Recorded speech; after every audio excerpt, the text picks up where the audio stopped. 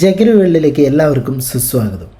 Social മീഡിയയിലൂടെ Indian ദേശീയ പതാകയും ഭരണഘടനാ സ്ഥാപനങ്ങളെയും നിരന്തരം അധിക്ഷേപിച്ച പ്രവാസി മലയാളി ആൽബിച്ചൻ മുരിങ്ങയിൽ എന്ന ആൽബിൻ മാത്യു അമേരിക്കയിൽ പിടിയിലായതായിട്ടാണ് റിപ്പോർട്ടുള്ളത്. ഇയാളുടെ ഒരു കുത്തിക്കഴപ്പാണ് ഇന്നത്തെ വിഷയം. അപ്പോൾ സബ്സ്ക്രൈബ് ചെയ്യാതെ കാണുന്നവരാണെങ്കിൽ സബ്സ്ക്രൈബ് ചെയ്തിട്ട് വീഡിയോ കാണാൻ ശ്രമിക്കണം. എനിക്ക് സബ്സ്ക്രിപ്ഷൻ വളരെ കുറവാണ്. ലൈക്ക് ചെയ്ത് സപ്പോർട്ടും ചെയ്യണം. മതിയായ രേഖകളില്ലാതെ US-ൽ തങ്ങുന്ന വിദേശികളെ കണ്ടെത്തുന്ന അമേരിക്കൻ ഹൈലാൻഡ് സെക്യൂരിറ്റി. ഹൈലാൻഡ് ആണോ ഹോംലാൻഡ് ആണോ? ജസ്റ്റ് ഒരു മിനിറ്റ് ഒന്ന് നോക്കട്ടെ. ഹോംലാൻഡ് സെക്യൂരിറ്റി ഡിപ്പാർട്ട്മെൻറ്റിന് കീഴിലെ ICE വിഭാഗമാണ് ഇയാളെ അറസ്റ്റ് ചെയ്തതെന്നാണ് അറിയാൻ കഴിഞ്ഞത്. കഴിഞ്ഞ ഫെബ്രുവരി 25-നാണ് ഇയാൾ പിടിയിലായത്. ഇപ്പോൾ ജയിലിൽ കഴിയുന്ന ആൽബിനെ വൈകാതെ തന്നെ ഇന്ത്യയിലേക്ക് നാട് കടത്തുമെന്നാണ് ലഭിക്കുന്ന വിവരം. ഇന്ത്യൻ ദേശീയ പതാകേനെ അപമാനിച്ച ഇയാളെ എങ്ങനെയാണ് ഇന്ത്യയിലേക്ക് കടത്താൻ കഴിയുക?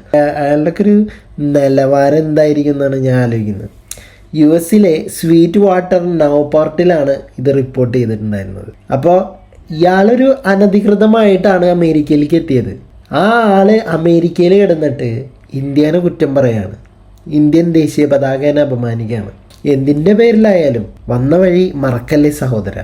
കാനഡ വഴി അനധികൃതമായിട്ടാണ് ആൽബിൻ അമേരിക്കയിൽ എത്തിയതെന്നുള്ള വിവരം അറിയണത് എങ്ങനെയാണെന്ന് വെച്ച് കഴിഞ്ഞാൽ ഇയാളുടെ മുൻകാല ഫേസ്ബുക്ക് പോസ്റ്റിൽ നിന്നാണ്. അതിൽ നിന്ന് തന്നെ നമുക്ക് മനസ്സിലാവാം ഇയാൾ എന്തുമാത്രം പൊട്ടനാണെന്നുള്ളത്. ഒരു അനധികൃതമായിട്ട് കിടക്കുന്ന സംഭവങ്ങളൊക്കെ ഫേസ്ബുക്കിൽ ഇങ്ങനെ പോസ്റ്റ് ചെയ്യാന്ന് പറഞ്ഞു കഴിഞ്ഞാൽ, അപ്പോൾ അമേരിക്കയിൽ പിന്നെ എത്തിയതിന് പിന്നാലെ US പൗരത്വം ലഭിച്ച രീതിയിലായിരുന്നു ഇയാളുടെ പെരുമാറ്റവും കാര്യങ്ങളൊക്കെ. ഫെബ്രുവരിയിൽ പിടിയിലായതോടെ ഇയാളുടെ സോഷ്യൽ മീഡിയ അക്കൗണ്ടുകൾ സ്റ്റോപ്പായി.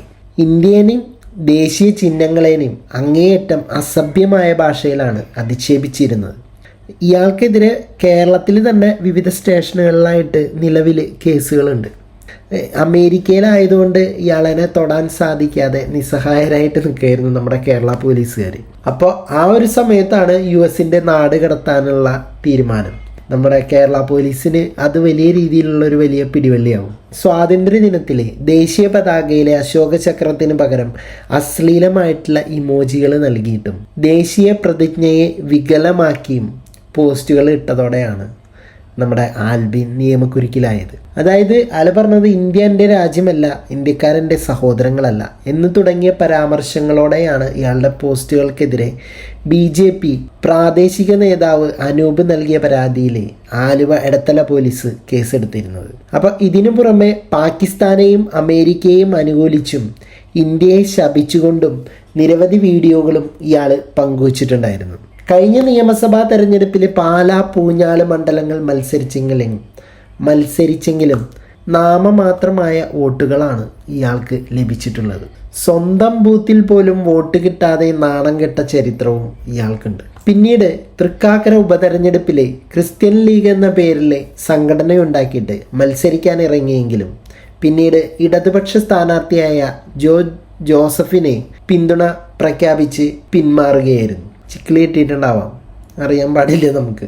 എന്തായാലും അമേരിക്കയിൽ നിന്ന് നാട് കടത്തപ്പെട്ട ഇന്ത്യയിൽ വിമാനമിറങ്ങുന്ന നിമിഷം ആൽബിനെ കാത്ത് ഇവിടെ കേരള പോലീസ് വിമാനത്താവളത്തിൽ ഉണ്ടാവും എന്ന് തന്നെയാണ് അറിയാൻ കഴിഞ്ഞത്. ദേശീയ ബഹുമതികളെ അപമാനിച്ചതിനും വിദ്വേഷ പ്രസംഗത്തിനും കടുത്ത ശിക്ഷ ലഭിക്കാവുന്ന വകുപ്പുകളാണ് ഇയാൾക്കെതിരെ ചുമത്തിയിട്ടുള്ളത്.